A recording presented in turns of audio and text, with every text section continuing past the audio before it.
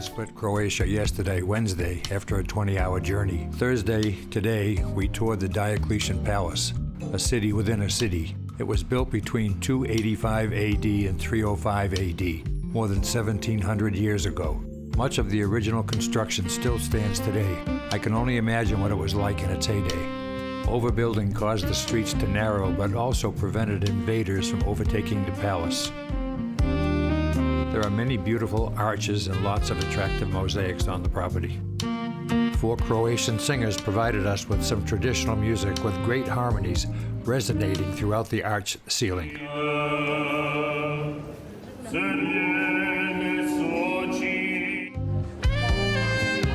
Game of Thrones fans may recognize this clip as the dungeon from the series. We grabbed some lunch and headed back to the hotel as we were still adjusting to the time change and the long journey. We took a TripAdvisor offered tour to Krka National Park and a wine tasting. After a 90-minute bus ride with our host Antonia, we arrived at the quaint harbor town of Skradin. Quaint, but had some massive yachts. We had about an hour to refresh and replenish after the bus ride. Then it was a short ride to Plastavo, where we sampled 4 great wines from a family-owned vineyard. Back to Skradin for the river cruise up to the Krka National Park.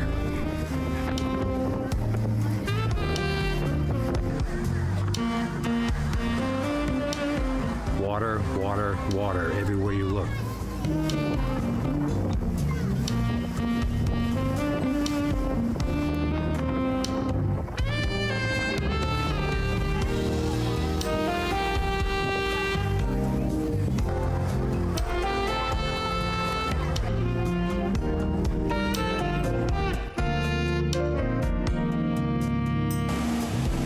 This pristine park has to be seen to really take in its beauty and tranquility. The park is subtle, but the falls roar. It took us about 45 minutes to do the full circuit around the main falls, but there are numerous other smaller falls that fed the big falls. Croatian water is Europe's second cleanest after Norway. The water in the park is crystal clear with an abundance of fish, birds, snakes, and other wildlife everywhere. Nicholas Tesla, a Croatian, established Europe's first hydroelectric power plant. It was brought online here 2 days after the world's first power plant at Niagara Falls.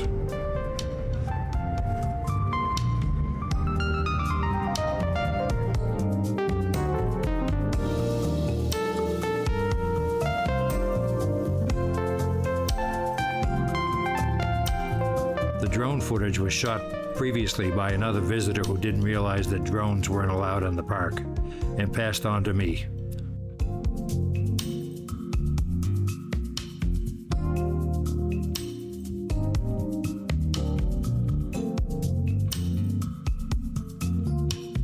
All in all, a most enjoyable day.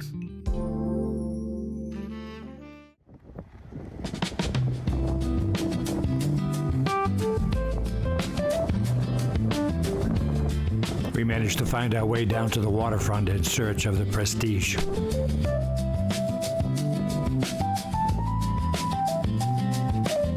As you can see, it wasn't an easy task, as there are about 30 vessels that cruise the Dalmatian coast, most of which were here in the Split Harbor.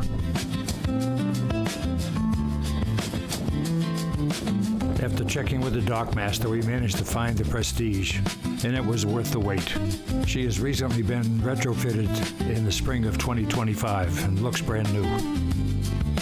The dining area easily accommodated the 38 passengers. The mid-deck lounge was airy and comfortable. The upper deck area had both shaded areas and open areas, as well as a hot tub. The early September weather was quite comfortable, and even though severe weather was forecast, we never saw a drop. Our cabin, although not spacious, was quite comfortable. We spent that first night in Split Harbor and were ready to depart for Trogir first thing the next morning.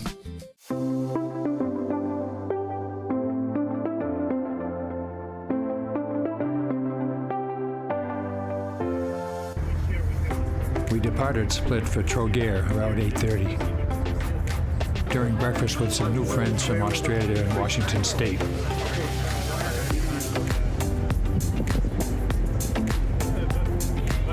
cruised for about an hour, stopping for about a 2-hour swim in a quiet cove in the Adriatic Sea. The water at about 75 degrees was cool at first, but quickly became very comfortable.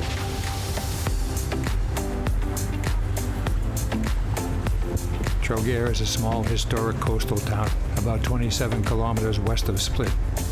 It is one of the best preserved medieval towns in Europe and is a UNESCO World Heritage Site.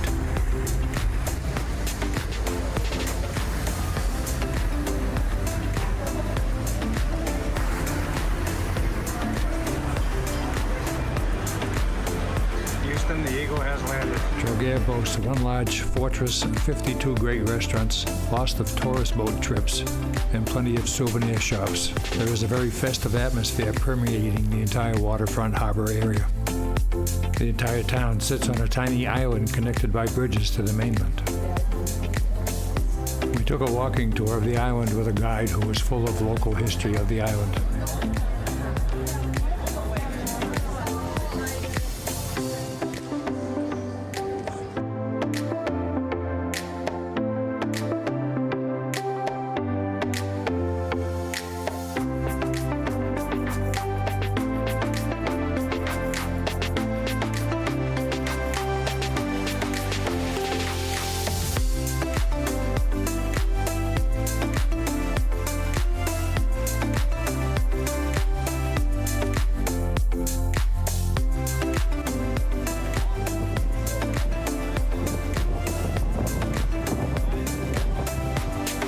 It was hard to pick a dinner restaurant as there were so many good ones to choose from.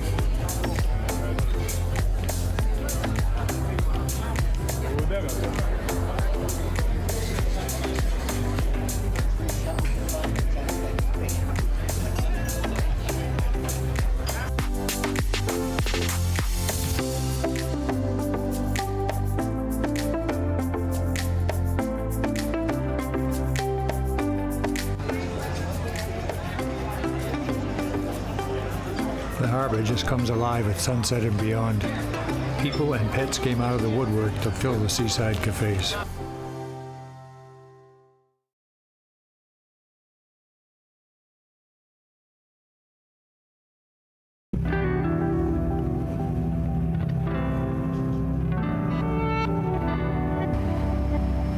We had a nice, smooth, early morning departure from Trogir, and soon we were headed for Bisevo. Even with 38 passengers, you could always find a place for some me time. This is one of our crew members attaching a stern line to shore for a little swim. Many of the other yachts seemed to be on the same itinerary, but they didn't get in each other's way.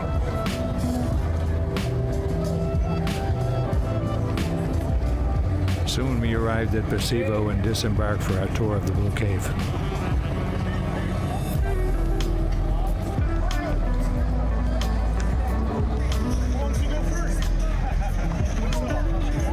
We boarded a smaller, more maneuverable craft that would fit into the smaller entrance to the cave. And I do mean small. The entrance was so low that everyone had to really duck down to avoid banging heads. But once inside, it was all worth the effort as the cave was spectacular.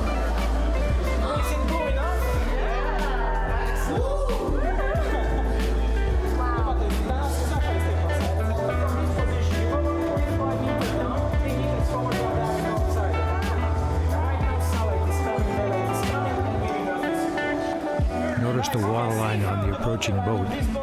Shimmering silver, your hand did the same thing if you stuck it in the water.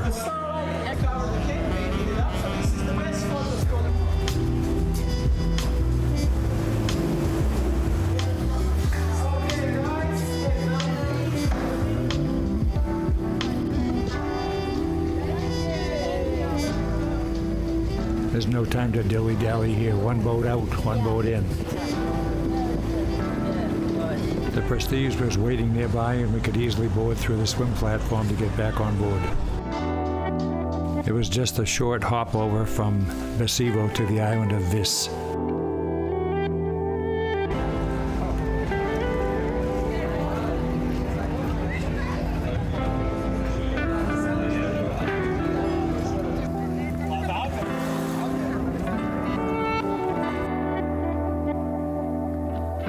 As you can see, Vis is a very popular spot with mariners. It was easy to find an early table as most islanders didn't come out till 9 or 10 o'clock at night. It gave us a chance to walk the harborside promenade.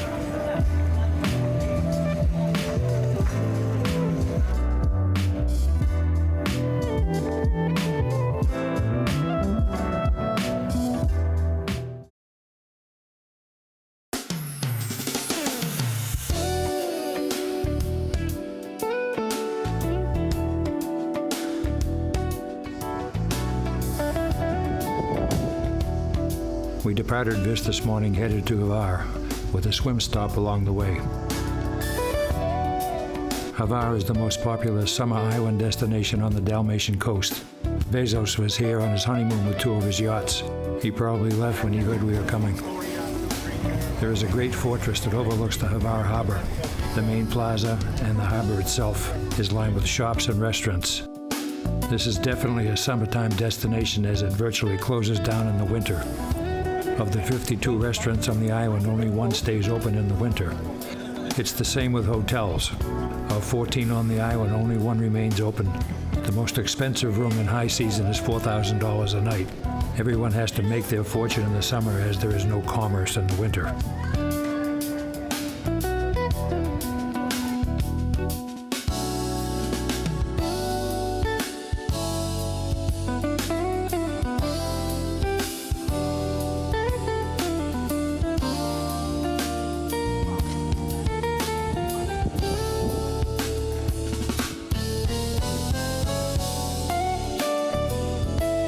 Hvar is known for its sunny climate, historic towns, lavender fields, and clear turquoise water.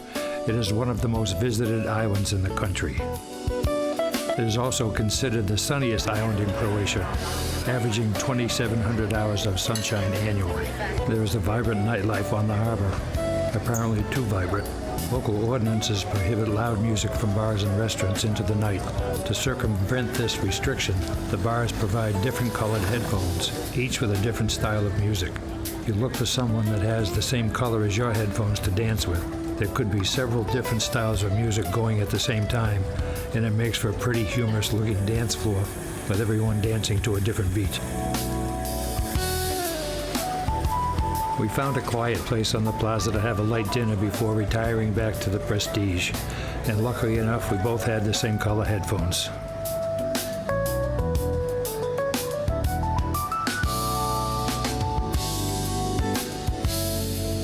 Early in the morning, we'll set sail for the island of Korcula with a swimming stop if the weather permits. We'll also have some time to relax and have lunch on board en route.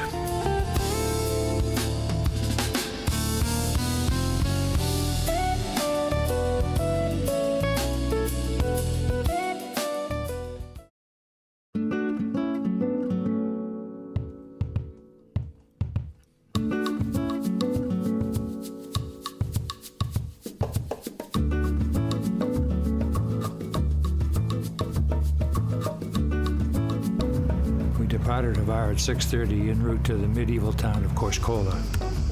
It didn't look like much of a day to swim due to the cloud cover, but I was wrong.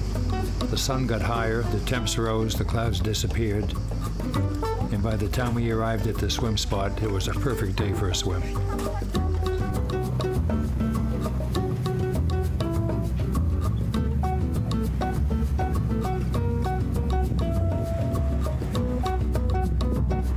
It was a perfect day to be out and enjoying the water, and these kite and windsurfers were taking full advantage of it.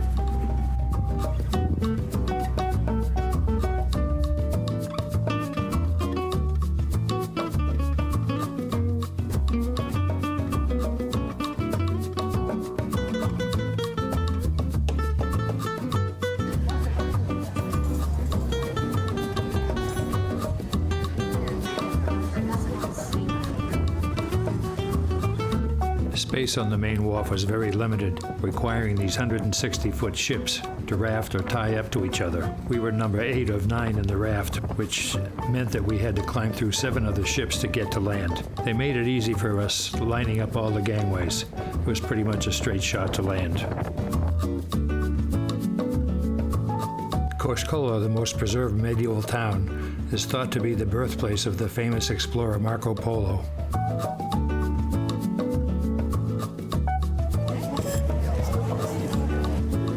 I'm not sure if this is a rare breed of cat, but I've never seen one before. It's called a Bengal cat.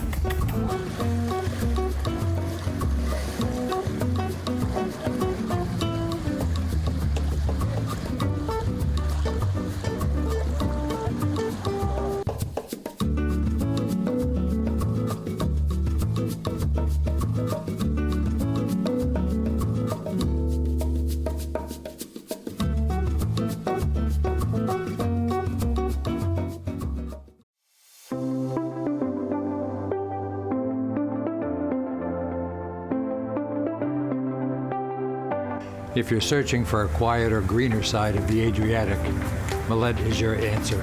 Tucked away in the southern Dalmatian archipelago, this island, often called the greenest in Croatia, is a place of tranquil beauty, timeless myths, and immersive nature.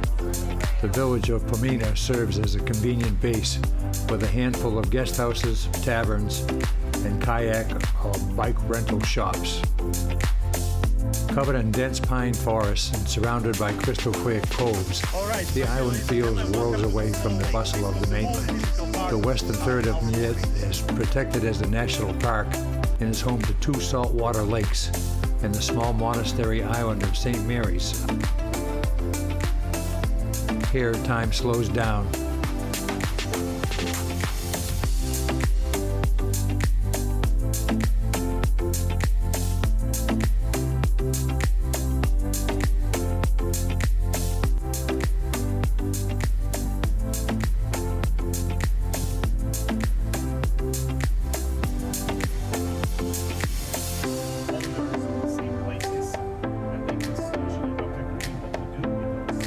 Just an hour northwest of Dubrovnik lies the historic town of Stone. The town has long protected one of the Adriatic's most valuable resources, sea salt.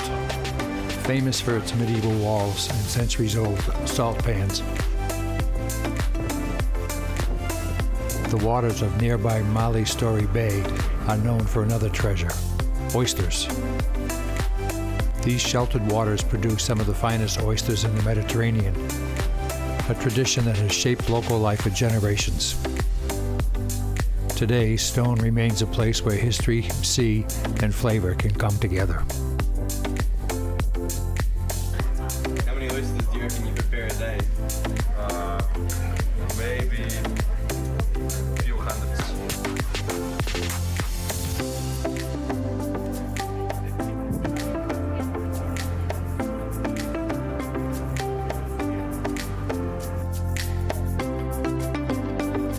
Some ditches around the walls like they were dug yesterday. Beautiful little stone houses. Hurricanes and earthquakes can do nothing to this place. From this side all the way to Mali-Stone for 7 kilometers all around. It's also possible to walk on that, but I wouldn't recommend that. It's a long way. Transfer that around.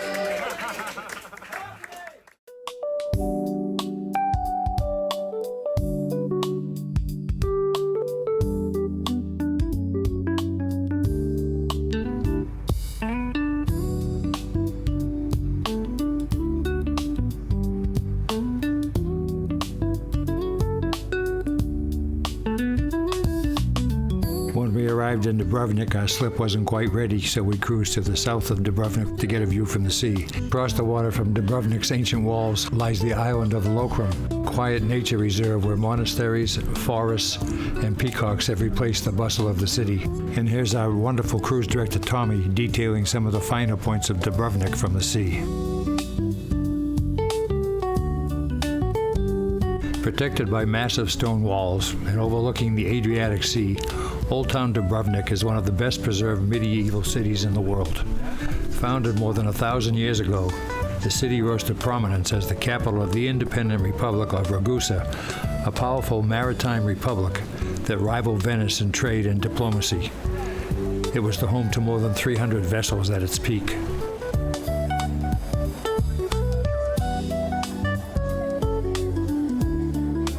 Walking through its limestone streets reveals centuries of history, from Gothic and Renaissance palaces to elegant churches and lively squares. The city walls, stretching nearly 2 kilometers around the old town, once protected Dubrovnik from invaders and pirates. Today, they offer some of the most spectacular views along the Adriatic coast. For centuries, this fortified town was known for its trade, diplomacy, and independence. Today's tour of the Old Town was kind of a whirlwind tour as part of the cruise package. We'll come back another day to walk the walls and spend more time.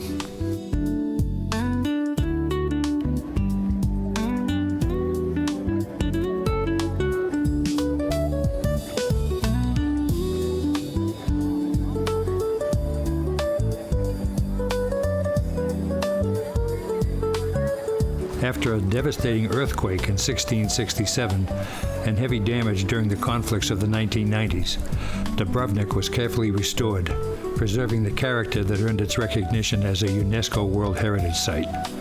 Today, the Old Town remains the cultural heart of Dubrovnik, a place where history, architecture, and the rhythm of the Adriatic come together.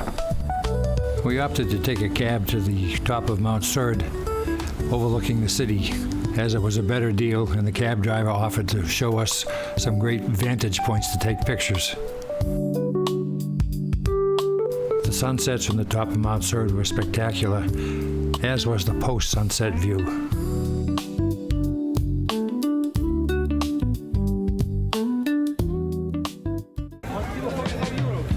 After leaving the Prestige on Saturday morning, we decided to have a slow day and get settled into the home exchange condo that we had arranged for the coming week.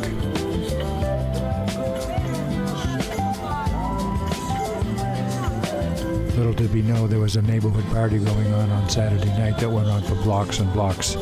It was a night of 100 goats, and literally they cooked 100 goats.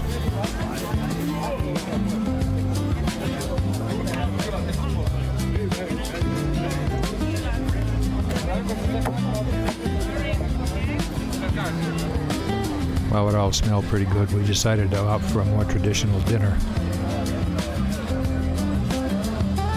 I'm guessing this wasn't their first rodeo.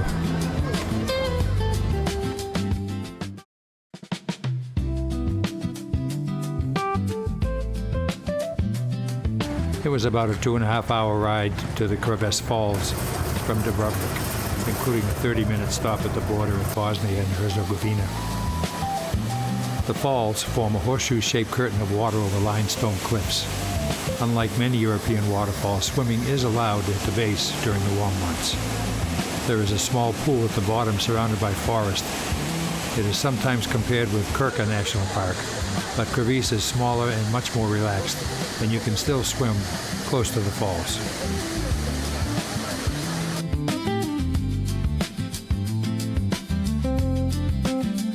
After about a 30-minute drive, we arrived at Pocitelj. I'm sure that pronunciation is not even close. It's a small, historic Ottoman-era stone village in southern Bosnia and Herzegovina. It features architecture from the 15th to 18th centuries. The Ottomans must have had very good legs because there were lots of very steep stairs to get to the mosque. My excuse for not climbing to the fortress was the limited time that we had available. It is one of the most picturesque and best preserved historic towns in the region. After a 45-minute drive, we arrived in Mostar. Founded during the Ottoman Empire in the 1400s, it's one of the most beautiful and historic cities in Bosnia and Herzegovina. This building was intentionally left pockmarked by bullet holes as a reminder of the war that raged in the 90s. Mostar became an important trading city in the Baltic and is famous for its Ottoman architecture and the dramatic Stari Most Stone Bridge. The bridge was destroyed during the Bosnian War in 1993 and was rebuilt in 2004 using original techniques and stones. We missed the annual diving competition off the Stari Most Bridge that occurred a few weeks prior to our arrival. 21 meters, 70 feet off. Absolutely. And what I love about her is her presence. It's 79 feet from the top of the bridge down to the water, and the water temperature ranges from 12 to 15 degrees centigrade. You can't tell it's only her second event in the Red Bull Cliff Diving World Series, which was incredible. Obviously, we have Rhiannon and Iflin back-to-back in the second round. The unofficial judge from New Hampshire also scored it a perfect 10.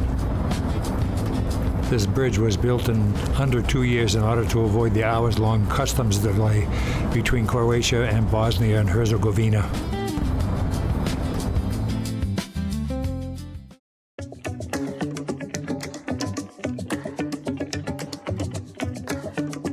At the conclusion of our cruise, we stayed in Dubrovnik for another 10 days, which gave us the chance to explore things at a little more leisurely pace. We purchased a Dubrovnik pass for 6 days, which allowed us to use all the transportation systems in the city, entrance to the old town, and many museums within the town.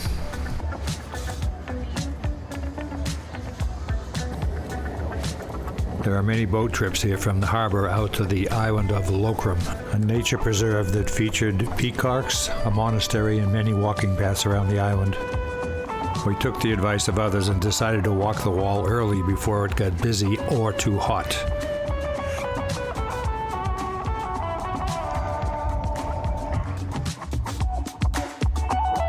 And this is Fort Lawrence as seen from the wall of Old Town.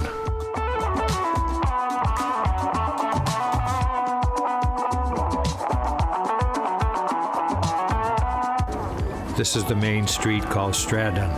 It's completely paved with polished limestone and has become smooth from centuries of walking. It's early in the day now, but this place will soon get busy. Fort Lawrence stands just outside and above the western walls of Dubrovnik, overlooking the entrance to the old town near Pili Gate and the Adriatic Sea. Historically, it was crucial to the defense of the Republic of Ragusa. A good view of the wall from Fort Lawrence, in some places up to 75 feet high and 30 feet thick. In 1,000 years, it's never been breached. Many scenes from the series Game of Thrones were filmed here at Fort Lawrence.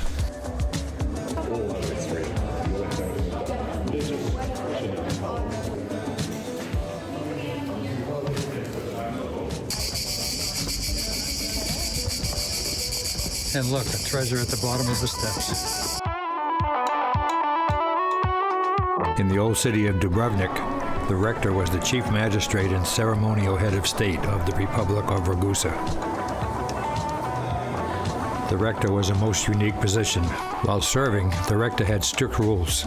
He had to live inside the palace and could not leave without permission. A busy day by 11 o'clock, 7,300 steps, almost 3 miles and the equivalent of 28 flights of stairs. Still didn't cover the candy. After a busy morning, back to our condo on an articulating bus for a little rest. I believe naps are highly underrated.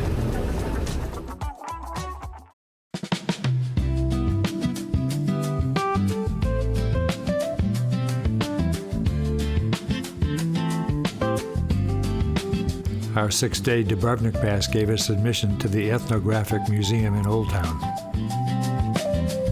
The museum turned out to be more interesting than I suspected it would be.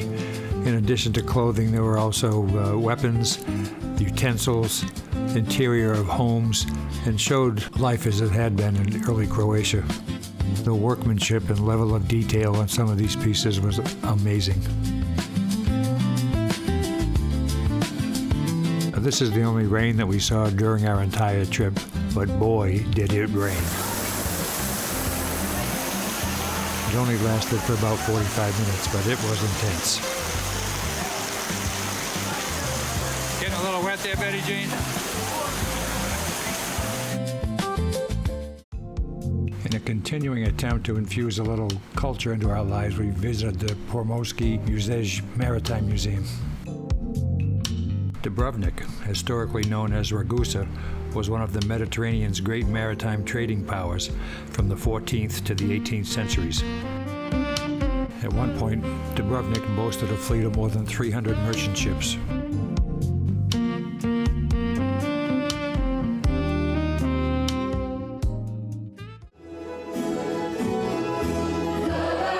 In our travels around Old Town, we happened to see a flyer that featured folk dancing later on that evening. There was music and dancing not just from Croatia, but also from some of the other surrounding countries.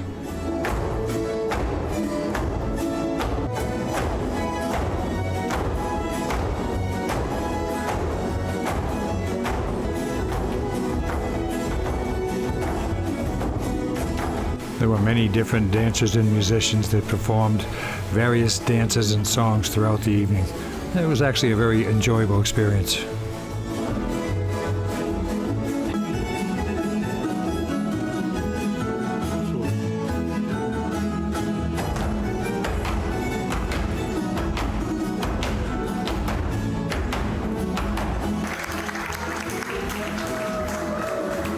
At times, there were as many as 35 performers on stage at the same time.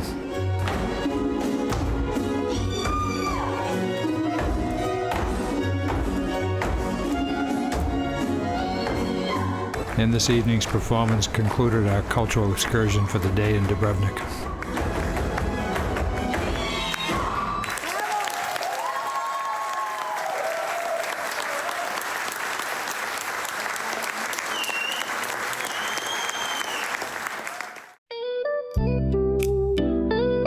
Only a short boat ride from Dubrovnik, the Elephiti Islands feel wonderfully removed from the busy mainland.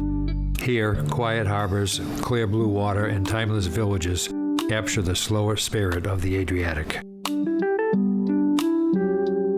We have two villages here. This one that we're gonna visit, Tornicello, and another one on the other side, Gornicello. Kelosep is the closest of the Elephiti Islands to Dubrovnik, but it feels a world away from the city's crowds. With no cars on the island, life moves at a slower, quieter pace. Pine forests, small stone houses, and hidden coves define the landscape.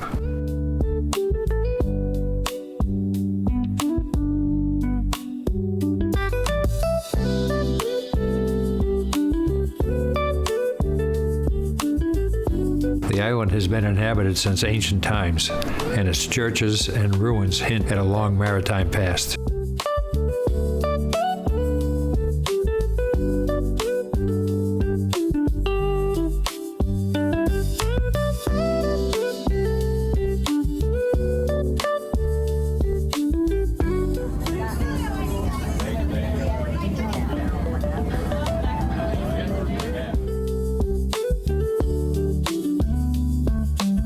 Loped was once one of the most prosperous islands of the Dubrovnik Republic, and traces of that wealth can still be seen in its monasteries, villas, and quiet harbor.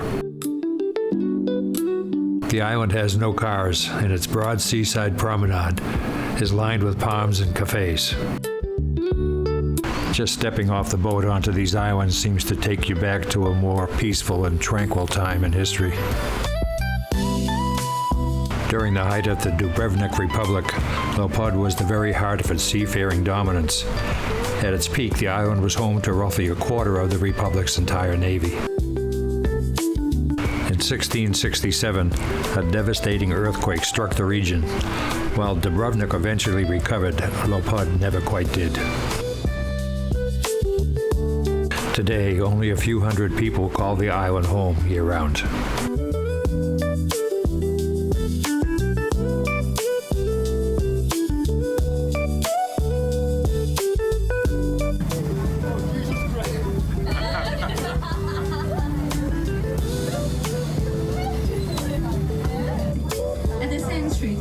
Suderad is the main harbor village on the island of Saipan, the largest of the Elephiti Islands. Like much of Saipan, Sudaran offers a peaceful glimpse into traditional island life, surrounded by olive groves, vineyards, and the deep blue Adriatic.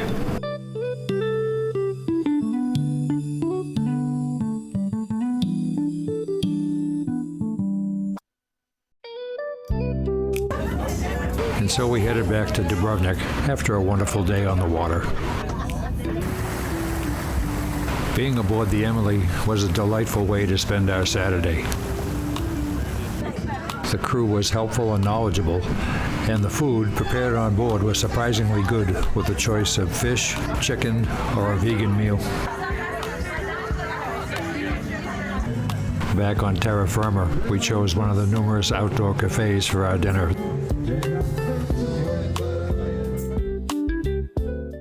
As our vacation in Croatia drew to an end, we ended up spending the last 2 days at the Sheraton Riviera, about 12 kilometers south of Dubrovnik and closer to the airport. And so ended our Croatian adventure back to home sweet home in Boston.